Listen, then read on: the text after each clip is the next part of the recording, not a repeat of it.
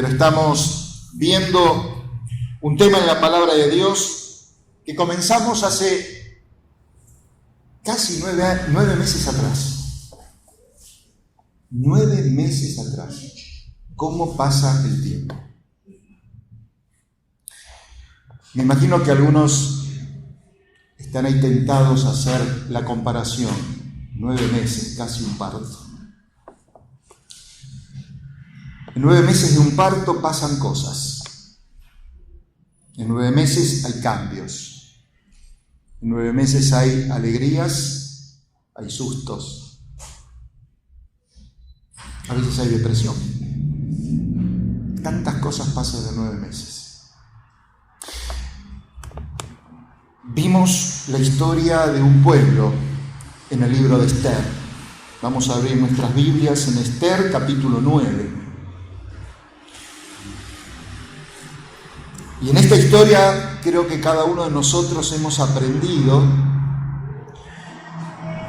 el proceso de Dios para liberar a su pueblo. Y queridos hermanos, tal vez el pueblo no supo ver la mano de Dios. Tal vez ese pueblo no supo distinguir como nosotros hoy hemos cantado, esta fidelidad que lleva mi vida más allá de lo que puedo imaginar. Pero esa fue la experiencia del pueblo de Israel. Un Dios que se ocupaba. Y de la misma manera que Dios se ocupó de liberar a su pueblo, queridos hermanos, yo fui aprendiendo con este libro que Dios también liberó mi vida.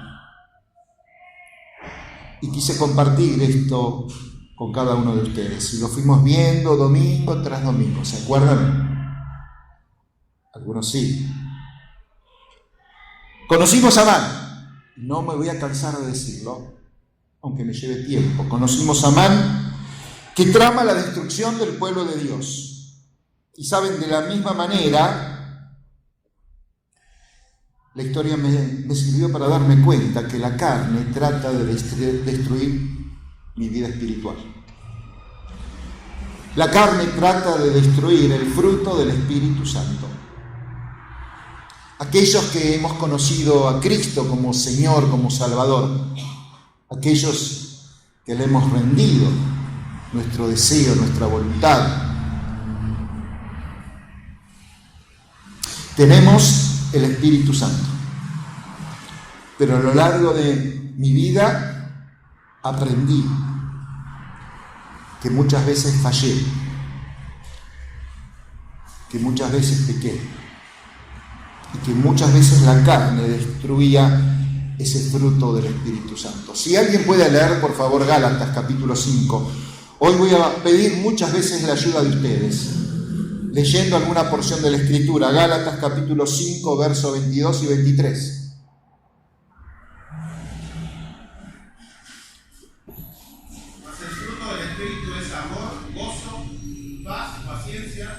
Benignidad, bondad, fe, mansedumbre, templanza, contra tales cosas no hay ley. Observen que el apóstol Pablo nos da una lista de esas características, ese fruto que da evidencia de que tenemos una vida en Cristo. Pero ¿cuántos de nosotros tenemos que reconocer que la carne atenta contra estas cosas? ¿Cuántas veces nos hizo perder amor? ¿Cuántas veces nos quitó el gozo? Trastocó nuestro carácter, perdimos la templanza, dejamos de tener paciencia. Y es interesante cómo termina el versículo que Pablito leyó. Y contra estas cosas no hay ley, no hay ley. Es que el apóstol Pablo ya ve el final de esta historia. Es como si él ya hubiera leído los 10 capítulos del libro de Esther. Y saben, nos está diciendo, miren, es todo un tema de la ley. Porque Amán decretó, puso una ley para que el pueblo espiritual padezca y muera. Descubrimos también y nos asombramos cómo ver a Mardoqueo. ¿Se acuerdan? Mardoqueo moviéndose. De alguna manera, por intervención de Esther. ¿Para qué? Para cambiar los planes. Y todos entendimos que Mardoqueo era la figura del Espíritu Santo. ¿Se acuerdan de eso? Mi vida espiritual cambia cuando le doy lugar al Espíritu Santo. ¿Qué es lo que hace el Espíritu Santo? Yo descubrí a lo largo de tantos años que el Espíritu Santo me ayuda a tomar conciencia de lo que realmente sucede en mi vida. Y esto es bueno porque a veces mi corazón, dice la Escritura, es engañoso y hasta a veces perverso. Pero es el Espíritu Santo el que me guía a que vea las cosas como las ve Dios. ¿Por qué como las ve Dios? Porque en Dios hay verdad. Y donde hay verdad no hay engaño, no hay fingimiento, no hay nada que se oculta. Y eso es lo que hace la carne. Creo que cada uno de nosotros tenemos que reconocer que nuestra carne trata de esconder, disfrazar, disimular. También nos tranquilizó, queridos hermanos y amigos, ver a Mardoqueo exponiendo este plan ante el rey. Se animó, fue, lo contó. Y como consecuencia de eso, nos pusimos muy contentos cuando vimos que el rey no solo mandó a matar a Amán, sino que le dio todo a manos de Mardoqueo. Y así aprendí, con tantos años de creyente, que la carne tiene que ser humillada, tiene que ser crucificada. ¿Se acuerdan de todo esto? Bien. ¿Cómo llegamos al capítulo 9, pasando por el 8? Miren lo que dice el 8.1. El mismo día, el rey Asuero dio a la reina Esther la casa de Amán, enemigo de los judíos, y Mardoqueo vino delante del rey porque Esther declaró lo que era respecto de ella. Mardoqueo, delante de la presencia del rey. ¡Qué gran camino que recorrió Mardoqueo!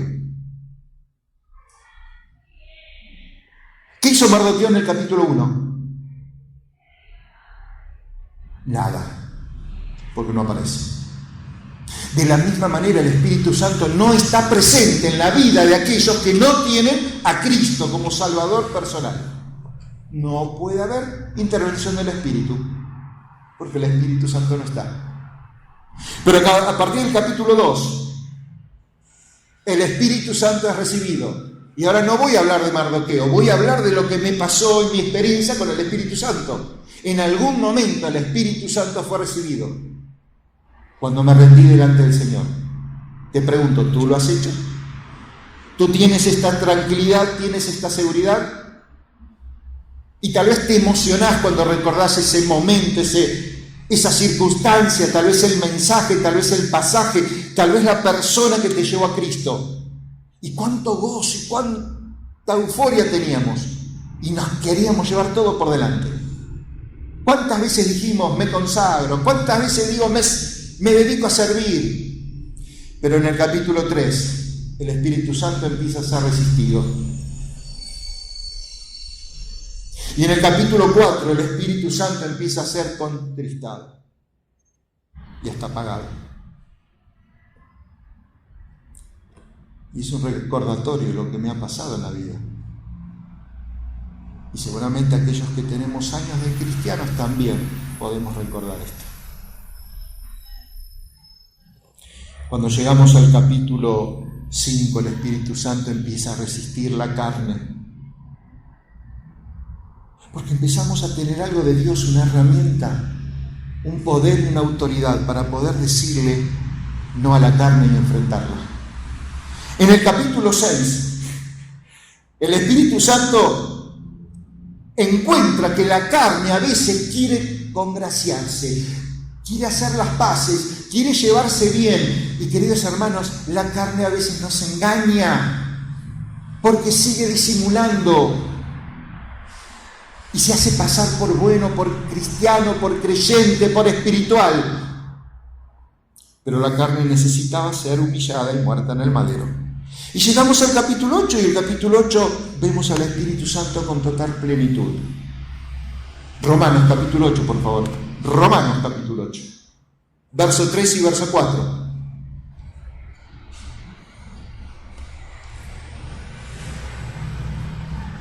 El que lo encuentra lo lee, por favor.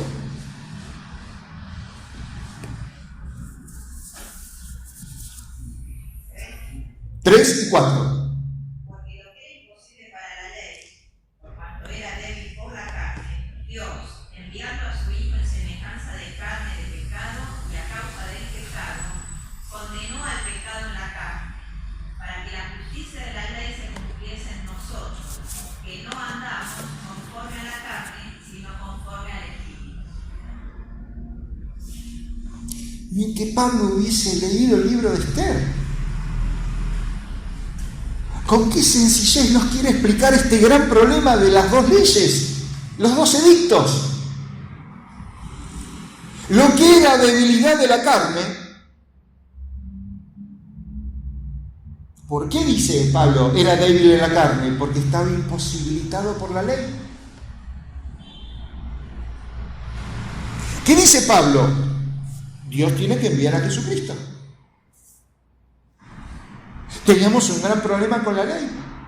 Al igual que los judíos tenían un problema con el primer edicto. ¿Ustedes saben qué era la ley, qué era el edicto? Amán se preocupó por enviar a todo el reino, a toda provincia, a toda ciudad, la ley. Y el día, todos el mismo día, tenían que atacar a los judíos. Pero ¿qué le pasaba al judío si en ese momento se quería defender? Eso es lo que Pablo nos quiere explicar. Si el judío respondía al ataque de los enemigos con el edicto de Amán, a su vez estaban quebrantando la ley del reino.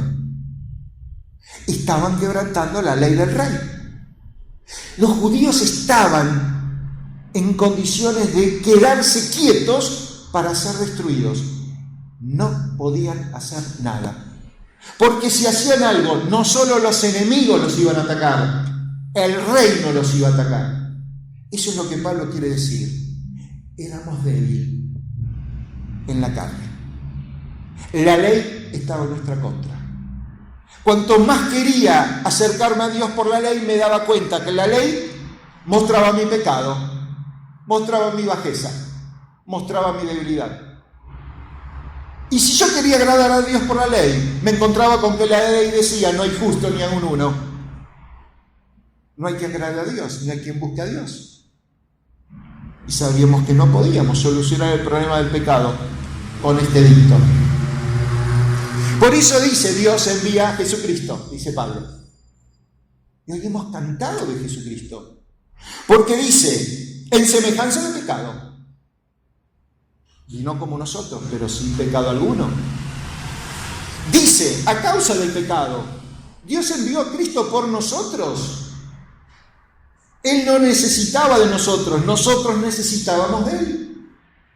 Dice el apóstol Pablo: vino a condenar el pecado en la carne. Él llevó sobre sí nuestra culpa, llevó nuestro pecado, cargó con nuestra culpa, fue puesto en un madero. ¿Qué significa creer en Cristo? ¿Y qué significa recibirle cuando en realidad es Él el que nos recibe? Nos recibe humillados frente a ese lugar donde Él pagó la culpa de mi pecado. Él me acepta porque voy humillado y arrepentido. ¿Qué dice Pablo? Para que la justicia de la ley se cumpla en nosotros. No mi justicia, su justicia. Queridos hermanos y amigos, mientras el verso 3 de Romanos nos habla del primer edicto de Amán, Pablo nos da la luz en el siguiente versículo. Ahora podemos andar en el Espíritu. ¿Saben qué significa? Ahora no podemos andar en el edicto de Amán. No estamos obligados a cumplir el edicto. Porque Mardoqueo consiguió otro edicto del rey. Y como el primer edicto no se podía sacar, fue necesario que venga otro edicto. Y el segundo edicto Esther capítulo 8, daba libertad a todos los judíos a defenderse. Daba autoridad a los judíos a luchar, a batallar. Ya sin la culpa de que el reino les haga algo en contra. Y así llegamos al capítulo 9, queridos hermanos. Leemos todos. En el mes 12, que es el mes de Adar, a las 14 días del mismo mes, cuando debía ser ejecutado el mandamiento del rey y su decreto, el mismo día en que los enemigos de los judíos esperaban enseñorearse de ellos, sucedió lo contrario. Porque los judíos se enseñorearon de los que lo aborrecían. Los judíos se reunieron en sus ciudades, en todas las provincias del rey Asuero, para descargar su mano sobre los que habían procurado su mal, y nadie los pudo resistir, porque el temor de ellos había caído sobre todos los pueblos. Y todos los príncipes de las provincias, los sátrapas, capitanes y oficiales del rey, apoyaban a los judíos, porque el temor de Mardoqueo había caído sobre ellos. Pues Mardoqueo era grande en la casa del rey, y su fama por todas las provincias. Mardoqueo iba engrandeciéndose más y más, y asolaron los judíos a todos sus enemigos a filo de espada, y con mortandad y destrucción, e hicieron con sus enemigos como quisieron. ¿Qué cambio en la historia? Queridos hermanos, ¿qué historia? ¿Cómo me perdí durante tanto tiempo de descubrir esto tan maravilloso? El capítulo 9 es el capítulo de la victoria, queridos hermanos. Y solo hasta el versículo 15 vamos a ver hoy, aunque ya no hay mucho tiempo.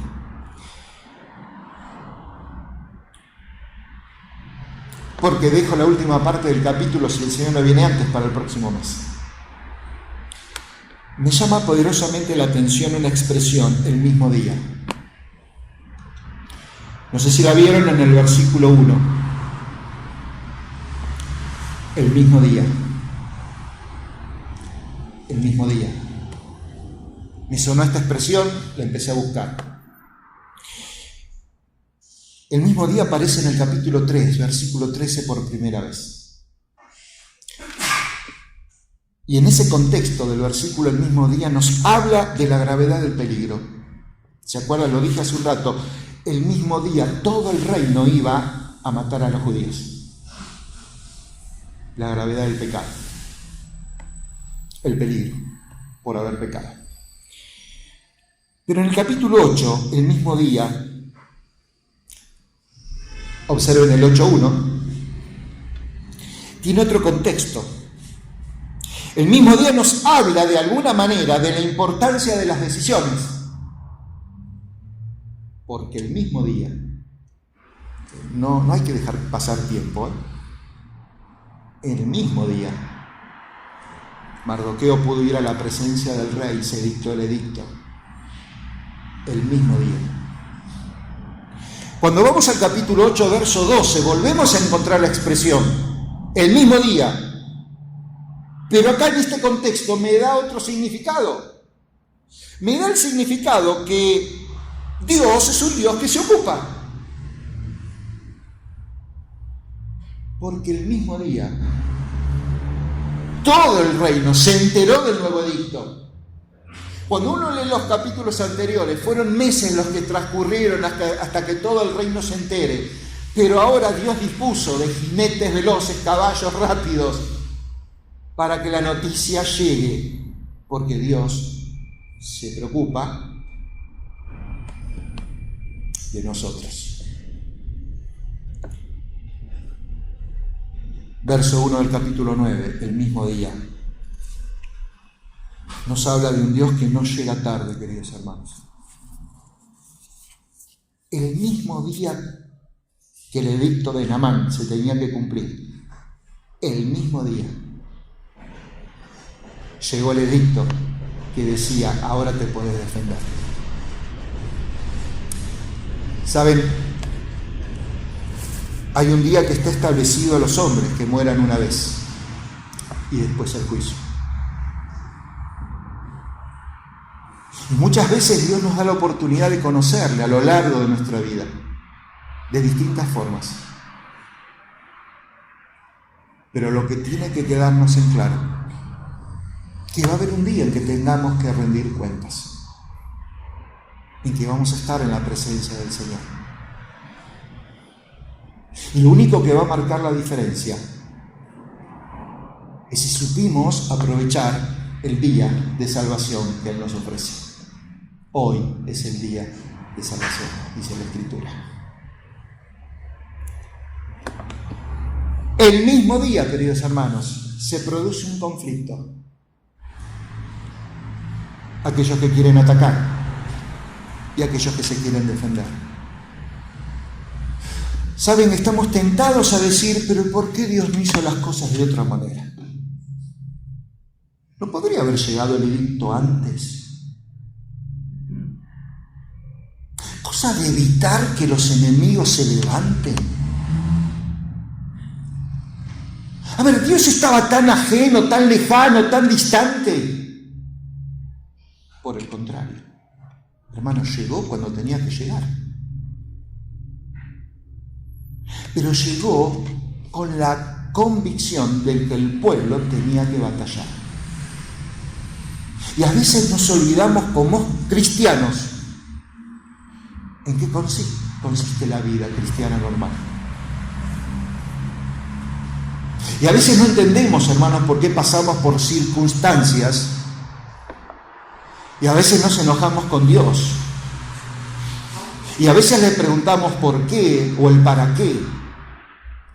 Y a veces no entendemos sus tiempos. Pero tenemos que comprender que todo lo que Dios nos enseña con su palabra, ¿saben para qué nos lo quiere enseñar?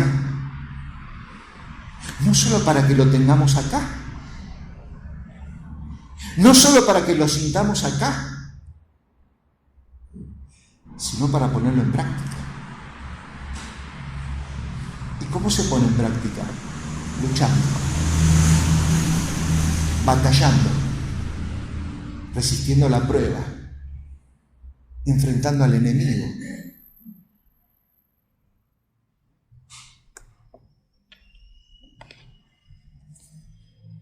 Dios llevó al pueblo a la tierra prometida sin antes hacerlo pasar por el desierto. Pero aún llegando a la tierra prometida, tuvo que batallar con pueblos que siempre se opusieron. ¿Por qué? ¿No era su descanso? ¿No era su reposo final? No. Aún están esperando el reposo. Tenían necesidad de luchar. Y nosotros como creyentes tenemos que entender que Dios nos permite, hermanos, ser sometidos a prueba, aunque no nos guste. Y viene la prueba de la enfermedad y viene la prueba del sin trabajo. Y viene la prueba del maltrato y de los conflictos familiares. ¿Y qué decimos? ¿Dónde está Dios? Dios quiere que batalle.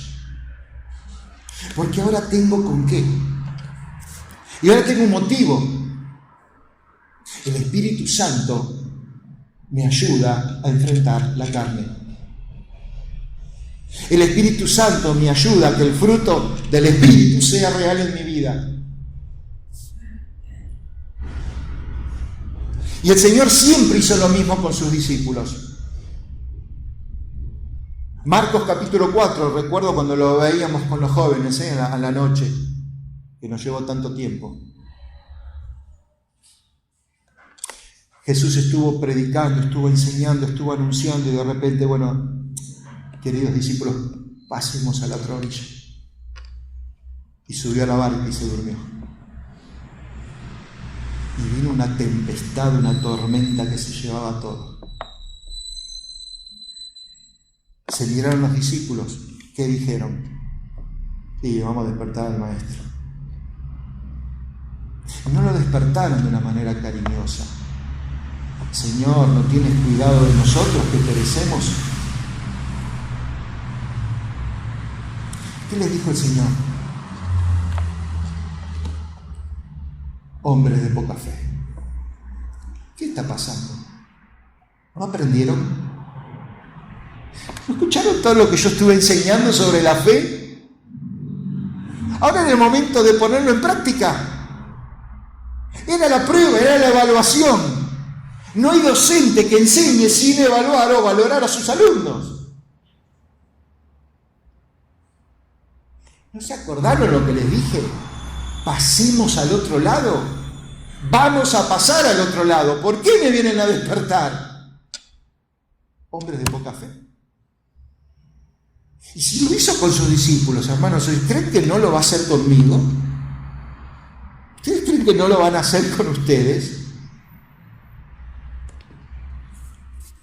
El capítulo 9, para terminar, es un resumen del proceso de la victoria. Y el tiempo pasó, así que me apuro. Versículo 1 nos enseña a enseñorearse. Pensar que iban a ser atacados. Dice, ahora se enseñoreaba de ellos. Hermanos, Dios quiere que yo triunfe sobre la carne. Y si bien es el Señor el que tiene el control de mi vida,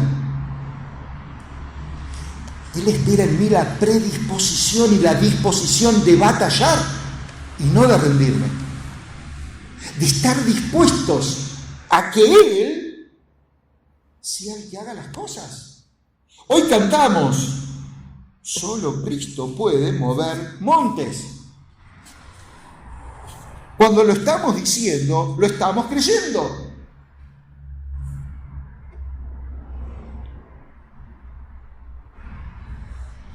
El versículo 3 muestra a Mardoqueo grande. Dice, grande, grande, su fama se extendía. Hermanos, ¿por qué no entendemos que el Espíritu Santo quiere crecer? Quiere llenarnos.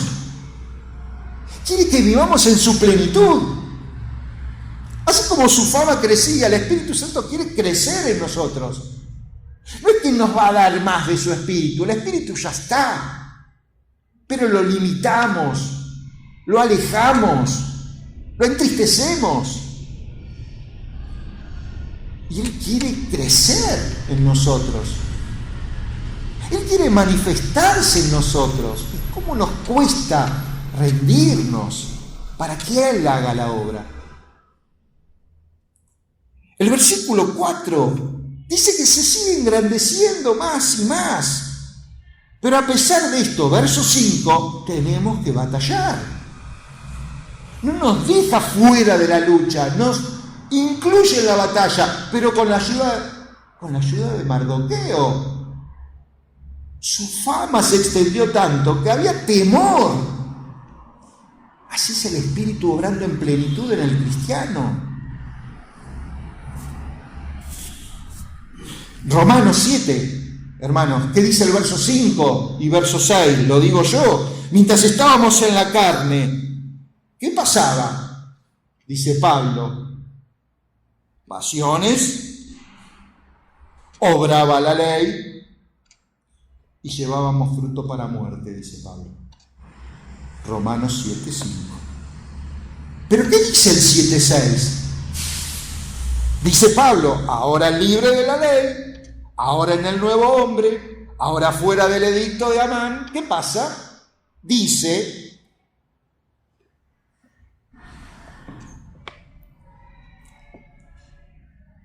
ahora en la nueva ley podemos batallar. Ya no estamos dispuestos a morir. No estamos dispuestos a sujetarnos. Antes, cuando no conocíamos a Cristo, no había forma de decirle no al pecado. Ahora le podemos decir que no. Y esto es lo que el pueblo de Israel aprendió. Que vengan los enemigos. Le podemos hacer frente. Termino, queridos hermanos, y gracias por la paciencia.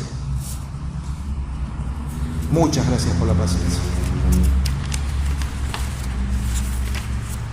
A veces nos cuesta entender el tema de la victoria.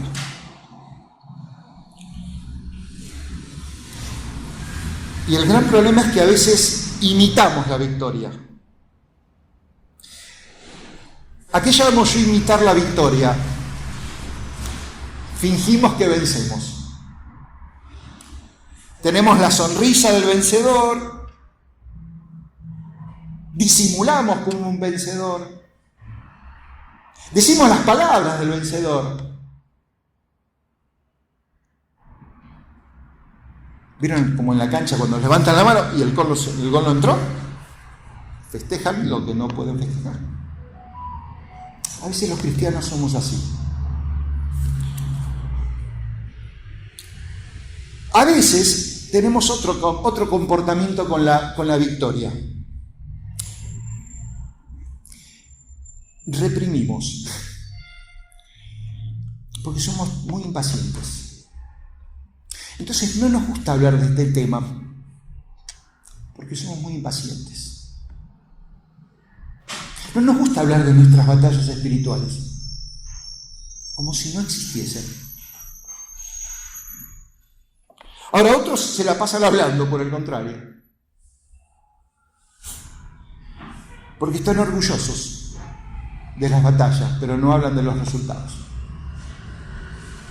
Queridos hermanos, yo termino con 3 conceptos que yo veo en el capítulo 9 de Esther. 3. ¿Qué tiene que haber en una verdadera victoria espiritual? En primer lugar, yo veo que hay una doble victoria. Si ustedes leen atentamente el pasaje, dice que en todo el reino, en todas las provincias, en todas las ciudades hubo victoria, pero dice, en la capital hubo doble victoria. Qué interesante esa expresión. Yo creo que tenemos que ver las victorias espirituales no solo como algo que va a beneficiar a los que están a mi alrededor y quedarme contento con eso. Cómo quieren estar conmigo. Cómo quieren hablar conmigo. Cómo me hacen lugar. Cómo me buscan. Eso está muy bien. Pero es mucho mejor disfrutar de la doble victoria en mi casa. Es decir, ¿qué representa para mi vida la victoria? No solo qué representa para los demás, qué bendiciones para la iglesia, qué ayudas para otros, sino que realmente para mí es doble bendición, es doble victoria. Este es un aspecto interesante que me llamó la atención. También es interesante ver lo que Esther pidió. Parece cruel, pero pidió que los hijos de Amán fueran ahorcados públicamente. Y no solo muertos, sino colgados, puestos a la vista. Queridos hermanos, a veces nos da cosa reconocer que tenemos batallas espirituales. Parece que no es bueno colgar nuestros muertos. A veces nos da cosa de contar que somos tentados. Nos da cosa. No nos gusta decir que tenemos debilidades. Las tapamos, las escondemos. Yo no aprendo esto de la historia de Esther. no dudó en mostrarlos, porque eran parte de la victoria. Y finalmente, una expresión que se repite varias veces, por lo menos 3 la encontré. El pueblo de Israel venció sobre sus enemigos, pero no se quedaron con sus pertenencias. Interesante, porque me hace preguntar, Edgardo, cuando vos tenés una batalla espiritual, ¿la tenés porque querés conseguir algo? ¿La tenés porque estás negociando con Dios? ¿La tenés porque estás ofreciendo algún intercambio, algún pacto? Señor, yo hago esto si tú me bendices. Señor, yo hago esto porque tengo miedo de las consecuencias. Que pensemos en nuestras batallas, hermanos, no con la finalidad de nosotros beneficiarnos, sino de alegrar el corazón de Dios. Porque Dios es el más interesado en nuestra victoria. Hoy cantamos, derrama hoy tu poder. Hermanos, el poder está en Él, no en nosotros. Qué interesante ver que los príncipes, los sátrapas, los capitanes, los oficiales, todos que estaban en contra, ahora se quedaron quietos, apoyaron a Israel. ¿Por qué? Porque el poder de Mardoqueo crecía. Señor, derrama tu poder. El que está con nosotros está sentado en el trono, así como Mardoqueo estaba al lado del rey. Y el poder lo tiene Él. Derrama hoy tu poder sobre tu pueblo, Padre Santo. Hoy cantamos con alegría, canto con gozo al mirar tu poder. ¿Es solo para cantar o es para vivirlo? Queridos hermanos, que el Señor nos ayude. Que glorifiquemos al Señor con nuestras batallas espirituales. Y si el Señor nos permite, el próximo vez disfrutaremos de la fiesta y terminamos con esta historia apasionada. Vamos a orar al Señor. Nuestro Dios y nuestro Padre, te damos gracias, porque en la batalla tú nos das ayuda. Confiado en ti, tendremos victoria. Y reconociendo nuestra debilidad y nuestra flaqueza, también reconocemos que tú eres más poderoso que el que está en nuestra contra. Padre Celestial, ayúdanos a darle más lugar a tu Santo Espíritu.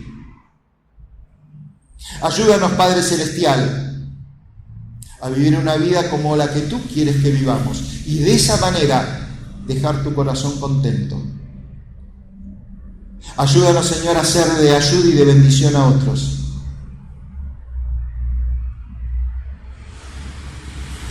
Ayúdanos, Padre Celestial, a dejar morir la carne para que viva el Espíritu. Despídenos con tu paz. A ti sea la gloria, ahora y por siempre. Amén.